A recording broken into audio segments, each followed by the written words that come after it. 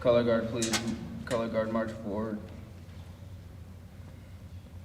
Those in uniform, please place your hand over your heart.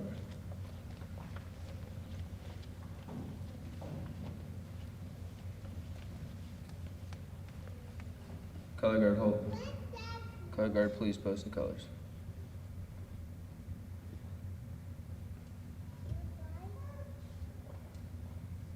Scout salute. Please recite the Pledge of Allegiance. I pledge allegiance to the flag of the United States of America and to the republic for which it stands, one nation, under God, indivisible, with liberty and justice for all. 2. Color guard assemble.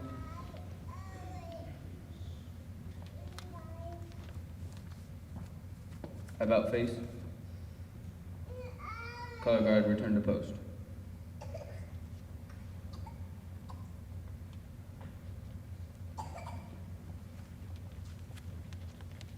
Color guard hold. Color guard at ease. Audience, please be seated.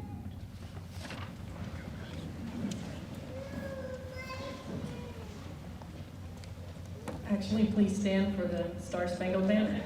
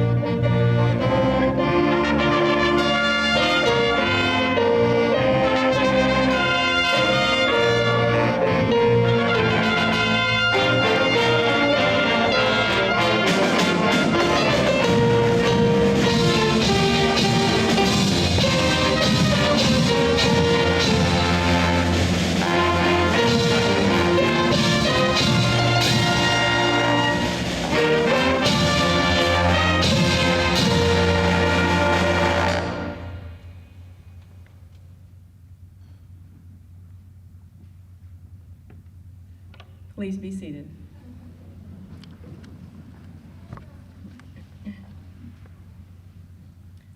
Welcome to the dedication of the Dwight D. Eisenhower School. This new school, which presents many wonderful opportunities for students, teachers, and members of the community, is representative of the progress we are making in preparing our young people for the future. This 32,000 square foot building was designed by HTK Architects and built by Coonrod and Associates for our 4th and 5th grade students. The building features large classrooms as well as tiny classrooms for small group and individual instruction. It also features a full-size gym, and the name of our new school commemorates our hometown hero, Dwight D. Eisenhower. This school is a tremendous gift to our children and to our community. Thank you for being here to celebrate. At this time, I would like to welcome some special guests. Please stand when I call your name. Our Board of Education members, Jeff Bathurst, Randy Gassman, Dr. Carrie Porter Murray, Mark Wilson, and Board President Greg Knoll. HTK Architects, Keith Blackburn, Russ, his design team, Russ, Dennis, and Cheyenne, I believe are here. Coonrod and Associates, Scott Wolfington.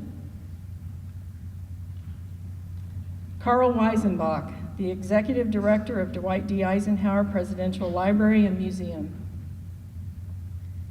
Tim Reeves, Deputy Director of Dwight D. Eisenhower Presidential Library and Museum.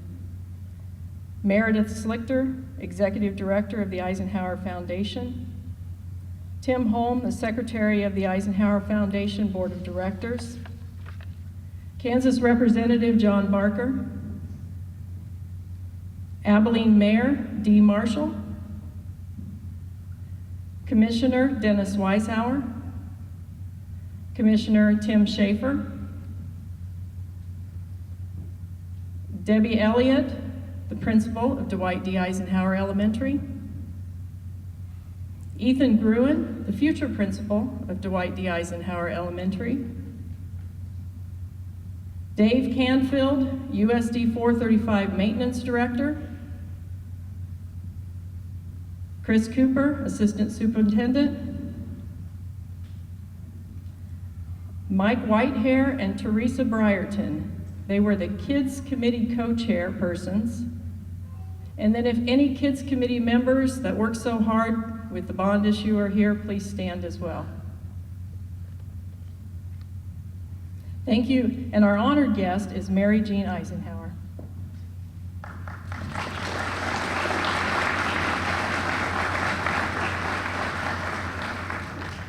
Thank you all so much for being here. At this time, please enjoy Dwight D. Eisenhower's own Mustang singers. They're under the direction of Ms. Sara Bowler, and they're going to sing two of Eisenhower's favorite songs, America the Beautiful and God Bless America.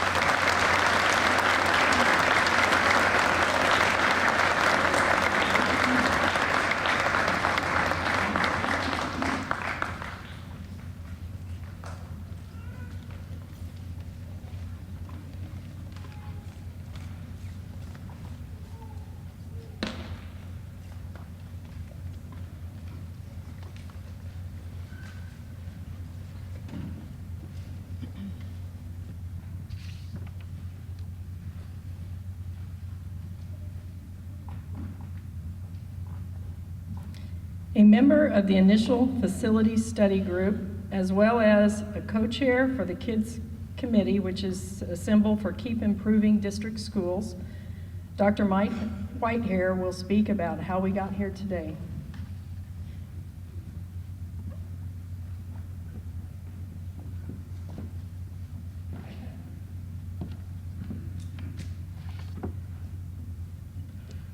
Good morning, everyone.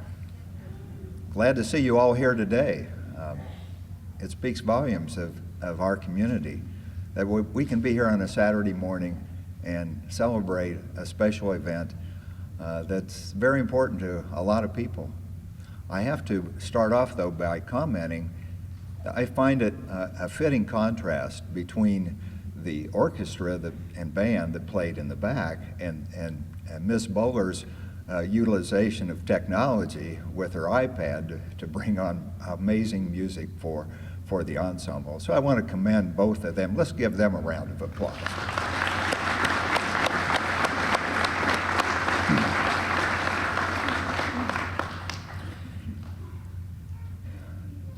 I'm here to represent all those in our community who have supported the efforts to bring and build and upgrade the facilities needed to support public education in USD 435. Our journey began with a gathering of a diverse group of citizens who wanted to evaluate present and future needs of our students throughout the Abilene School District. That meeting was held in October 2013. It was time to develop a plan of action. A committee called KIDS, as Denise identified, Keep Improving District Schools, was formed as a community advisory group. Various subcommittees were formed, and many subsequent meetings were held for progress reports. The biggest challenges were prioritization of building and remodeling projects, and equally important was how to fund those endeavors. We were greatly assisted by the architect Keith Blackburn and the bond company representatives Steve and Brent Slogrum. As time progressed, we realized that funding could be enhanced by use of state funds that would pay for around 37% of the project. This was important because there was no guarantee that those resources would be there in the future. Of equal or greater importance was establishment of need for renovations or replacement of existing facilities. Equally important was improvement in building security and a better work environment for the faculty. Garfield Building was unable to meet those needs. A tip of the hat to Dallas Manili for showcasing the old facility and the possibilities that would be created by a new structure. A public communication campaign was launched and taken directly to our patrons. The outcome was an amazing support by over 60% of the voters in April of 2014. As an aftermath, Dr. Guy and Mr. Cooper sent out a survey with the intention of sharing our story with other school districts facing similar issues. In my travels, I sometimes meet others who ask about my home community. It is with great pride that I describe Abilene as a rural community that stays grounded in recognizing their needs and then providing a plan of action to meet those needs. A great example is our area community health provider in the Memorial Health System. There are many reasons why someone chooses to live in Abilene. Mary Jean Eisenhower identified one, and she may expand on her love of Abilene also. But this dedication today recognizes why we strive to have a place to meet the needs of an age-diverse population. Certainly, President Eisenhower is smiling today for our success story. Again, on behalf of KIDS, we thank you, the citizens of Abilene, for making this day possible for current and future students to have a place to receive the education needed to succeed in our global society. Thank you.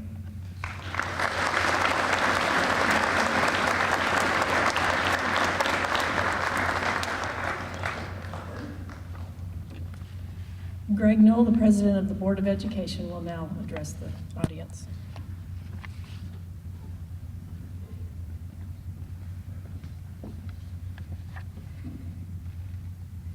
Good morning. I had a few people look at my notes and they said, oh my gosh, you're going to be here forever. But I have to tell you that I made it big print so I didn't have to use my glasses, so don't worry. I was asked to speak about the importance of naming this 4th, 5th elementary school the Dwight D. Eisenhower Elementary. In the past few years, we were asked by a few citizens and patrons of our district, can we not name one of our unnamed schools, Abilene Middle School or Abilene High School, the Dwight D. Eisenhower School? For some reason, it just didn't feel right. It just, with all the highways and entities and buildings named for President Eisenhower, we just felt like it needed to be more special than just going out and naming a structure. And on April 1st of 2014, the community gave us that opportunity as a school board. And in our minds, there was no other name than to call this the Dwight D. Eisenhower Elementary School. On that, we were very fortunate that during this time, and what a coincidence, that during the structure of the Eisenhower Elementary, that we were able to also commemorate Dwight D. Eisenhower's 125th birthday last year. I could quit there and say that's why we called it the Dwight D. Eisenhower Elementary. But Dwight D. Eisenhower represents more than just all the worldly accomplishments he had on the world stage. And there was many accomplishments. But first of all, he represents everything that is good in Abilene, in Dickinson County, in Kansas, and as many call the flyover country. He represented many things, and he grew up in humble surroundings among a loving family, but a family who knew what hard work was. His family describes most families in Abilene at that time, and I'm proud to say they also describe the families here in Abilene today. At an early age, young Dwight Eisenhower learned from his parents, Ida and David Eisenhower, how important an education was. His formative years were in Abilene. If you would drive down to downtown Abilene to the downtown park, there's a statue of a young Dwight D. Eisenhower. I believe that statue symbolizes the youth in our community and how important they are for our community. Dwight had chores at home. He had many jobs to help support his family, but his youth also brought many pleasures in Abilene. Yes, there was work, but he had time to play. He loved to fish. He loved to hunt. He loved to trap. He loved to play football. He loved to play baseball. And I believe at one time or other, him and his brothers and his friends walked across the farm ground that this building now sits on to go to Mud Creek to either swim, fish, or just mess around. He enjoyed that. He loved Abilene for that. And I believe that's the reason that Dwight D. Eisenhower decided that his final resting place should be in Abilene, Kansas. After graduating from Abilene High School in 1909, Dwight worked 2 years here in Abilene helping his brother Edgar pay for college. In 1911, Dwight was able to win an appointment to the United States Military Academy at West Point. Dwight David Eisenhower was able to see firsthand what an education from Abilene schools really meant and where it was taking him. Dwight graduated from West Point in 1915, and as they say, the rest is history. The final thing I would like to say, and Dr. Whitehair mentioned it, is the legacy of our community. Many of our school bond supporters grew up during the Great Depression. They, like the Eisenhowers, knew all about hardships, struggles, and they also had loving families. They also were well aware of what a good education was all about and what it could provide. Some of those supporters of the 2014 bond were not able to live long enough to see the finished buildings they voted for. Their support for the children of Abilene and future generations will forever be their legacy. It is a legacy all our patrons are giving our youth and to our community. It also seems fitting in the naming of the school, the Dwight D. Eisenhower Elementary, to represent our greatest generation. To them, he was not just the hometown boy that makes good. He was their general. He was their president. In closing, I would like to read two quotes from President Eisenhower. The true purpose of education is to prepare young men and women for effective citizenship in the free form of government. And finally, and a lot of you may already have this memorized, this is a quote from President Eisenhower: "The proudest thing I can claim is that I am from Abilene." Well said, Mr. President, well said.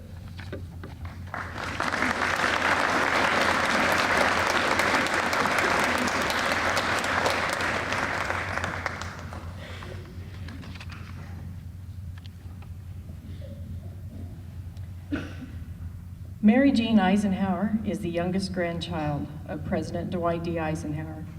She was born during her grandfather's first term in office and was christened in the Blue Room of the White House. How many kids get to ride their tricycles in the driveway under the portico in front of the White House? Mary Jean grew up in Gettysburg, Pennsylvania, where Ike and Mamie retired after leaving the White House. After a successful career as a business manager, Mary Jean went on to serve many years as the Chief Executive Officer of People to People International, an organization founded by her grandfather in 1956. People to People was near and dear to Ike. He believed it was the best way to improve world understanding. He would have been so pleased to know that his own granddaughter would one day be leading this noble enterprise. Mary Jean lives in Independence, Missouri, and comes to Abilene as often as she can, not only to represent the Eisenhower family with such grace, but as she will quickly tell you, to recharge her own batteries in the hometown that meant so much to her grandfather. We are honored to have her here today to help us dedicate this wonderful school bearing the name of the 34th President of the United States and our hometown hero, Dwight D. Eisenhower. Mary Jean, welcome home.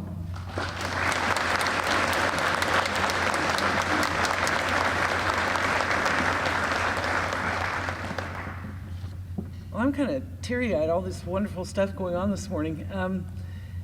First, I want to say I was amazed to learn that the jazz band was actually the school's. I thought there were professionals here playing. So, thank you for the beautiful music, and thank you also for the beautiful choir. It was just lovely.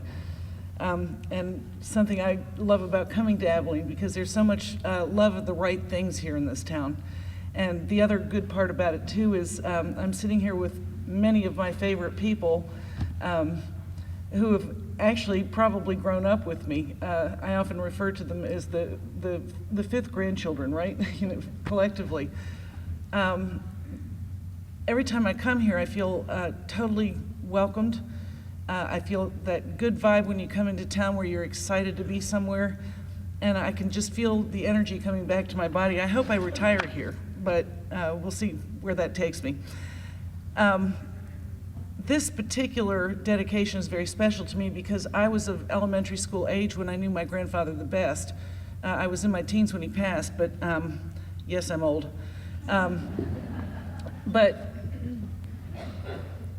remembering back on some of the things he told me when I was in school, you know how kids always kind of, they talk about each other and they whisper and things like that, and they'll say things not realizing that maybe what they said might have been filtered a little bit or something. There was one day in school that I had heard two things about my grandfather, and we were living right on the edge of his farm, so I saw him every day, but I heard two things that I just couldn't believe were true. And so I went home from school and I went straight to their house. I didn't go to mine. And that was back in the day when you could walk home from school, right? So he was in his nap room, which was common at that time of the day, and he was reading one of his Westerns. And I ran up to his nap room and I said, "Granddad, I heard some things about you today and I really need to ask you about it." And he took off his reading glasses and kind of got this, okay. And I said, "I heard that you were raised a Democrat." And he said, "Oh, yeah, well, we were." And you know, we went on to, in the military, we didn't vote for our commander-in-chief, so I didn't claim a party the whole time I was in the military. And I said, "Well, then, how did you end up a Republican?" And he said, "Well, there were several things to consider. This is you know," and he got this look like, "I'm going to teach you a lesson." And I was kind of regretting asking him. But he said, "This is a two-party country. And the Democrats have been in power long enough, and the Republican contender, Taft, was an isolationist, and he was concerned that the country, you know, that the people in this country wouldn't be worried about the rest of the world, and he knew even then that that has an effect on all of us." And he said, "So I decided to run Republican to kind of push back these two things." And I said, "Well, that's great, but what if you'd lost?" And he said, "How's your weight coming along?" So I guess he never really entertained the idea of losing. And then the other, you know, vicious rumor I heard about him was that his name was really David Dwight and not Dwight David. And, you know, I mean, I vehemently argued with my friends, and he said, "Oh, yeah, well, there were so many Davids in the family, I got tired of being called Bud, so I took Dwight." And he never officially changed it either.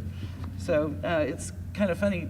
With my my brother David being Dwight David Eisenhower II, I wonder if that's really true. Might have to reverse it.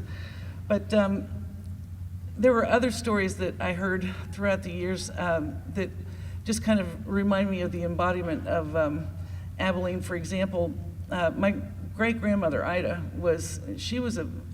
I think she was a pistol in a petticoat. You know, she had to raise 6 boys. She had actually 7. One died in infancy. And there were a couple of things about that struck me. When you go to the house, there's this pillow embroidered, and it's got all the sons' names, including Paul, who was the 7th that had died young. So, you know, she was always very inclusive, and she had a college education, which was unusual, or some college. I don't think she was a graduate, but that was very unusual for a lady in those days.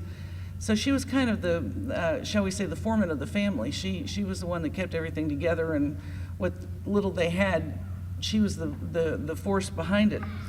And one Saturday morning, as I've been told, she needed to do something, and she had Milton with her, and Milton was just a baby. And I guess by the time she got to Milton, who was the youngest, she wanted a girl so badly that she dressed him in curls and dresses for like the first 5 years he was alive, bless his heart. And you know, I've been told that that's an old Victorian custom, and that sounds good, but you know, it's like, I don't know, she didn't do it to the other ones, so we'll see. But anyway, she had Milton with her, and she wanted Edgar and Granddad to watch the baby. And they argued, and they argued, and they argued, and of course she won. So they had their vegetable cart all ready to take downtown to sell the vegetables, and they just popped Milton on top of it and just kind of shook their heads and went on. Well, an interesting thing happened, maybe a little self-education.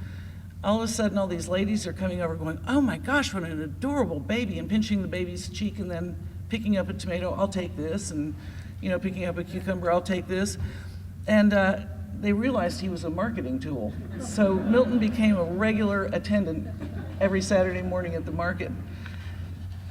But I think the main touching thing about being here right now is how much Granddad did love Abilene. And I've been accused of genetic memory. I love Abilene too. And it's very sweet to me right now that his parents rest across the street. And here they are resting right next to a glorious institution that was named for him. And education was so important to the Eisenhowers, and of course Abilene was so important to Granddad, that my heart just swells with thanks. And I think even though he's not here, I can safely, by proxy, thank you for my grandfather too. Thank you.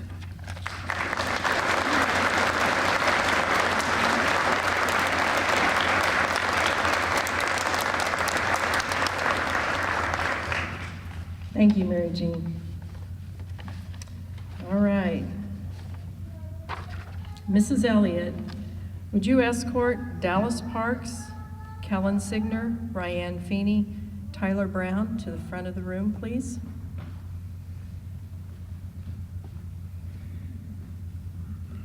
These students will represent the student body of Dwight D. Eisenhower Elementary. Mary Jean, would you do the honors of presenting the key to these students, signifying that this building's purpose is for the educational needs of our community's young people?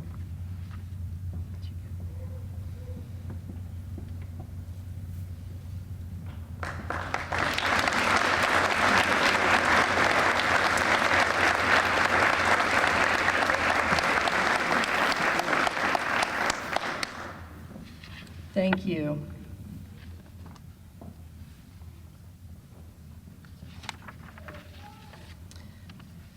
All right, now I'd like to invite James Holland, the Director of the Chamber of Commerce, to the front of the room. He's going to help us conduct a ribbon-cutting ceremony to open the school officially, and there are some folks that I'd like to have involved, so I'm going to read off those names, and Mr. Cooper's going to kind of help get you in order.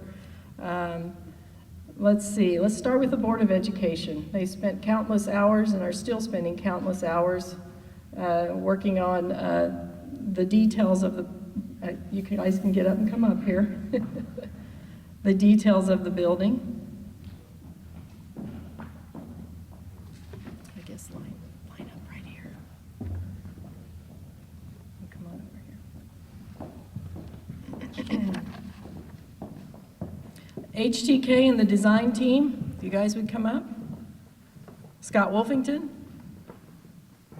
Dave Canfield, all of our elected officials that are here today, Mayor Marshall, City Commissioners, Representative Barker, any county commissioners, please come up.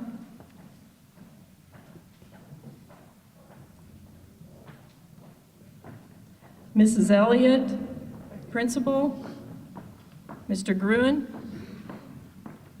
Carl Weisenbach, Tim Reeves, Meredith Slichter, Tim Holm,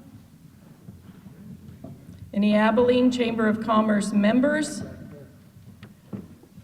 Dr. Mike Whitehair, Teresa Brierton, and any of the Kids Committee members.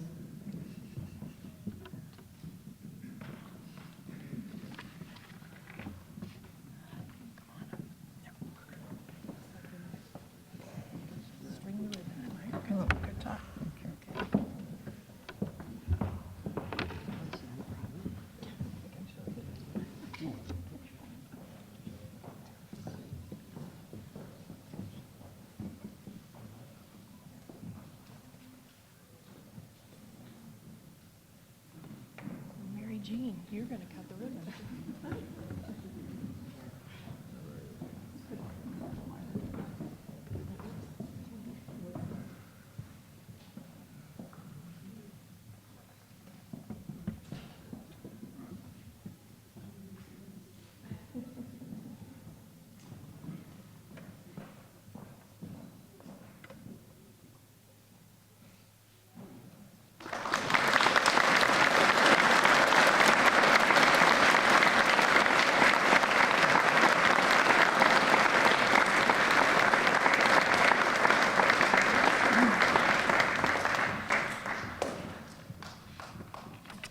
That concludes our celebration. Thank you all for coming, and there are refreshments out in the cafeteria, and you're welcome to tour the building.